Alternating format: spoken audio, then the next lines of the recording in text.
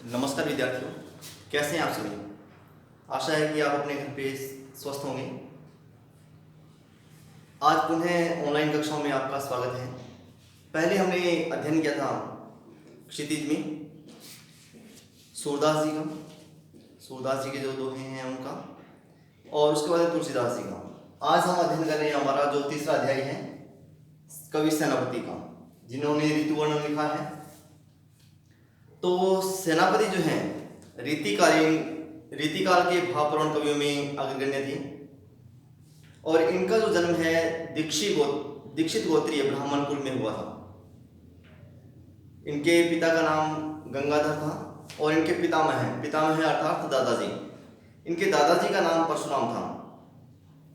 इनका जो वास्तविक नाम क्या था, सेनापति इनका नाम था या इनकी उपाधि थी, इसके बारे में जो विद्वान है एक मत नहीं है। कई तो जो है इनके नाम को सेनापति मानते हैं और कई कहते हैं कि ये शायद इनकी उपाधि थी। तो इसके बारे में पूर्ण रूप से ज्ञात नहीं है। और ये अलंकार संप्रदाय के समर्थक राम भक्त कवि थे। जो सेनापति हैं वो राम भक्त कवि थे, और अलंकार संप्रदाय है उसमें अग्रगण्य थे ये। और काव्य कला और मौलिकता की दृष्टि से ये रीतिकालीन कवियों में अग्रणी थे। इनकी दो रचनाएं प्रसिद्ध हैं, काव्य कल्पद्रुम और कवित रत्नाकर। जो पहली इनकी रचना है काव्य कल्पद्रुम, तो उसमें इन्होंने रीति से संबंधित जो लक्षण है वो लिखे हैं, तो इसलिए इनका ये रीति लक्षण ग्रंथ है काव्य कल्पद्रुम। और दूसरा जो है इनका कवित रत्नाकर, इसमें नायिका भेद, षड ऋतु वर्णन और श्लेष अलंकार जो है उसका प्रशंसनीय प्रयोग इसमें किया गया है, और ये ब्रज भाषा के श्रेष्ठ कवि हैं। तो आज हम अपने पाठ्यक्रम में जो सेनापति द्वारा लिखे गए जो कवित हैं, जो 4 कवित इसमें हमारे पाठ्यक्रम में संकलित किए गए हैं, तो आज हम उनका अध्ययन करेंगे। तो इसमें ऋतु वर्णन जो है इनका सर्वश्रेष्ठ है, तो आज हम उसी का अध्ययन कर रहे हैं। तो पहला जो इनका कवित है, तो इसमें जो ऋतु का राजा बसंत है उसकी चर्चा इसमें की गई है, क्योंकि ऋतुराज कहा जाता है बसंत ऋतु को। और कहने का कारण ये है क्योंकि इस ऋतु में, बसंत ऋतु आने पर चारों तरफ जो है वो फूल खिल जाते हैं, हरियाली छा जाती है, तो इसलिए इसको ऋतुराज कहा जाता है। अब इसी प्रसंग को इन्होंने अपनी प्रासंगिकता से सिद्ध करने का प्रयास किया है, तो आज हम उसका अध्ययन कर रहे हैं। इसमें है वर्ण वर्ण तरु फूले उपवन वन, सोई चतुरंग संग दल लहियत है। कि वर्ण तरह तरह के जो वृक्ष हैं, तरु का मतलब वृक्ष, फूले उपवन वन। अब उपवन जो बगीचा है, उद्यान है, और वन जो है वन, तो वनों में, बगीचों में तरह तरह के जो वृक्ष हैं उनके ऊपर फूल लगे हुए हैं।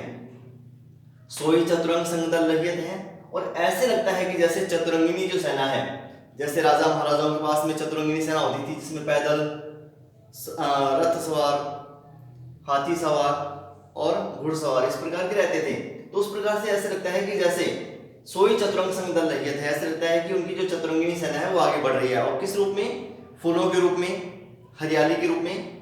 बंदी जीवी बोलत विरत वीर कोकिल है।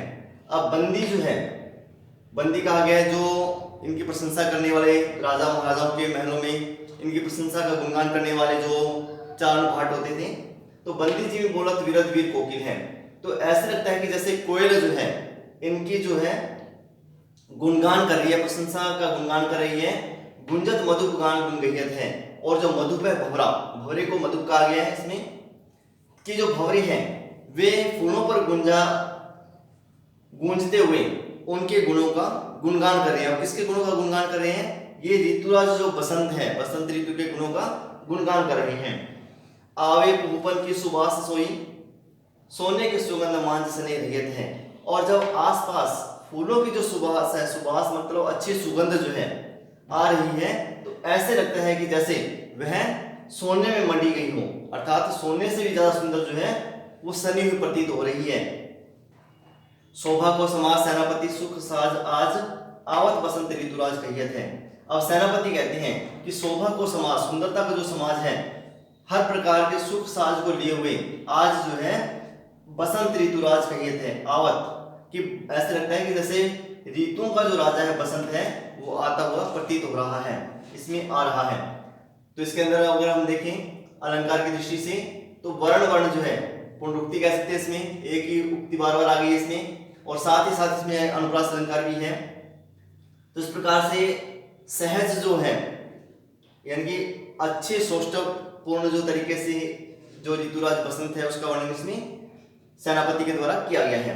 दूसरा इसमें जो है इसमें ग्रीष्म ऋतु और वर्षा ऋतु दोनों का ही वर्णन इसमें किया गया है कवि के द्वारा श्लेष अलंकार का प्रयोग करते हुए। अब श्लेष अलंकार शब्द एक जैसे है लेकिन अर्थ उसका अलग अलग निकलता है, तो इस प्रकार से इसमें श्लेष अलंकार का प्रयोग किया गया जो कविता के अंदर। देखे क्षिति अंबर जले हैं चारी ओर छोर। पहले हम जो इसमें ग्रीष्म ऋतु के अंतर्गत इसका अध्ययन करेंगे, उसके बाद में इन्हीं के द्वारा यही जो शब्द हैं इनके द्वारा हम वर्षा ऋतु जो है तो उसका अध्ययन करेंगे। तो ऐसे जो पांडित्य जो है तो उसका वर्णन इन्होंने सेनापति ने किया है। देखे क्षिति अंबर जले हैं चारी और छोर। अब ग्रीष्म ऋतु के संदर्भ में अगर हम देखें तो उसके संदर्भ में इसका अर्थ ये रहेगा कि देखें क्षिति अंबर, क्षिति कहा गया धरती के लिए, अंबर का मतलब आसमान, कि ऐसे लगता है कि जैसे ग्रीष्म ऋतु के अंदर चारों ओर धरती और आसमान जो है वो जल रहे हैं। जहां भी हम देखते हैं ग्रीष्म ऋतु में, मान लीजिए ग्रीष्म ऋतु जब चल रही है तो हम जहां भी देखते हैं तो ऐसा लगता है कि आसमान जो है आसमान भी जल रहा है और जो धरती है वो भी जल रही है। तीन तरवर सभी को रूप हरियो है। और गर्मी के कारण से जो तरवर कहा गया वृक्षों के लिए कि जो वृक्ष हैं उन सभी का जो रूप है वो ग्रीष्म ऋतु ने हर लिया है। अब कैसे हर लिया है? क्योंकि जो अत्यंत ग्रीष्म गर्मी के कारण से उनके जो पत्ते हैं वो झुलसा गए हैं, तो जिसके कारण से जो उनकी सुंदरता है, जो हरियाली है वो कम हो गई है, तो इसलिए उनका जो रूप है वो हर लिया है। महाजल लागे ज्योति भादव की होती चले। महाजल यानी कि अत्यंत जलन प्रदान करने वाली है। भादव यानी कि वड़वाग्नि जिसको अपने दावाग्नि कहते हैं, अपने जंगल की आग के समान। ऐसा लगता है कि जैसे चारों तरफ आग ही आग फैली हुई है। जलद पवन तन सेक मानो पर्यो है। ऐसे लगता है कि जैसे जलन के कारण से, तपिश के कारण से जो पवन है, जो वायु है, उसका जो तन है वह भी तप रहा है, अर्थात चारों ओर गर्म लुएं चल रही हैं। दारुण तरणी तरे नदी सुख पावे सब, कि जो सूर्य है उसके कारण से चारों तरफ करुणा का जो वातावरण फैल चुका है, अर्थात ग्रीष्म अत्यंत होने के कारण से सुख कहाँ मिल रहा है? सिर्फ नदियों के अंदर स्नान करने से सुख की प्राप्ति हो रही है। नदियों के पास रहने से ही सुख की प्राप्ति हो रही है। श्री घनछा चाहे वो चित्त धरियो है। हर कोई जो है ग्रीष्म ऋतु के अंदर अपने ऊपर, अपने सर के ऊपर जो है छाया को धारण करना चाहता है, जिससे कि उसको अत्यंत जो है आनंद की अनुभूति हो सके। देखो चतुराई सेनापति कविताएं की जो ग्रीष्म विषम वर्षा की सम करियो है। अब कवि सेनापति जो है वे कहते हैं कि सेनापति की चतुराई देखिए, कविता की जो चतुराई है वो देखिए कि उन्होंने ग्रीष्म जैसी विषम ऋतु के अंदर ही वर्षा के समान उसको सुखदायी बना दिया है। तो ये तो था हमने जो अध्ययन किया इसमें ग्रीष्म ऋतु का। अब अगर हम देखें इसमें वर्षा ऋतु, क्योंकि इसमें वर्षा ऋतु का भी वर्णन इसमें किया गया है, तो वर्षा ऋतु का अगर हम अध्ययन करें तो उसके संदर्भ में इसका अर्थ क्या होगा वो देखिए, वो अपने देखते हैं अभी कि देखे क्षिति अंबर जले है चारी ओर छोर। अब वर्षा ऋतु में क्या हो रहा है? अब जले मतलब जलना नहीं है, इसमें जल के बारे में बताया गया। वर्षा ऋतु का जो जल है उसके बारे में बताया गया कि वर्षा ऋतु होने पर, वर्षा होने पर क्षिति धरती और आसमान में चारों ओर जो है वो जल ही जल दिखाई देता है, क्योंकि आसमान से बरस रहा है और धरती के ऊपर फैला हुआ है, तो इसलिए हमें धरती पर और आसमान में जो है वो जल ही जल दिखाई दे रहा है। तीन तरवर सभी को रूप हरिय है। अब इसमें उसने वृक्षों के जो रूप है वो हर लिया। वो कैसे? क्योंकि स्पष्ट रूप से वर्षा के कारण से स्पष्ट रूप से जो उसकी हरियाली है वो हमें दिखाई नहीं देती है। उसका जो स्वरूप है वो वृक्षों का वो हमें दिखाई नहीं देता है, इसलिए उनका जो रूप है वो वर्षा ऋतु ने हर लिया है।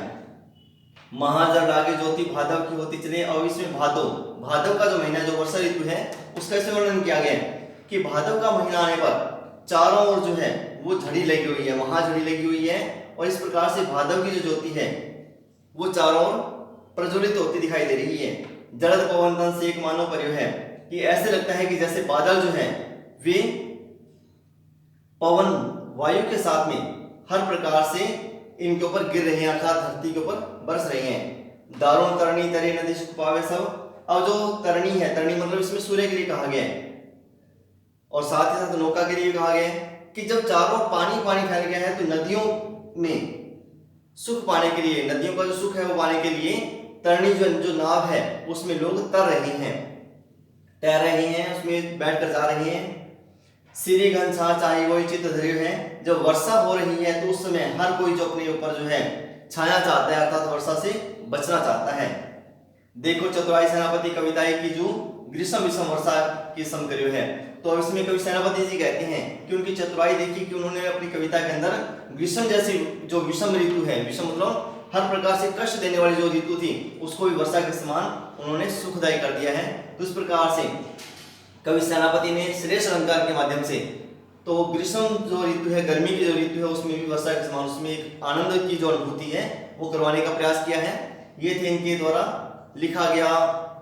पहले तो ऋतुराज बसंत के आगमन का वर्णन किया गया है और दूसरे में ग्रीष्म और वर्षा ऋतु का इसमें वर्णन किया गया है। और आगे हम पढ़ेंगे इसमें जो ऋतु है इनका वर्णन हम, जिसमें वर्षा ऋतु का वर्णन किया गया है। और आगे जो इसका जो चौथा कविता दिया गया है, क्योंकि 4 ही कविता हमारे इसमें अध्याय में दिए गए हैं सेनापति वाले में, हमारे पाठ्यक्रम में। तो पहला इसमें अध्याय जो कविता है वो है ऋतुराज बसंत के बारे में। दूसरा था ग्रीष्म ऋतु और वर्षा ऋतु का संयोजित रूप श्रेष्ठ अलंकार के माध्यम से एक ही कविता के माध्यम से बताने का प्रयास किया गया है। और अगला जो तीसरा हम पढ़ेंगे वो है ग्रीष्म ऋतु के बाद में जो आती है वर्षा ऋतु। तो वर्षा ऋतु का हम पढ़ेंगे जिसमें गृहिणी नायिका के लिए वो किस प्रकार से कष्टदायी है, तो उसका हम अध्ययन करेंगे। तो आशा है कि आपको ये दोनों कविता अच्छे से समझ में आए होंगे। धन्यवाद।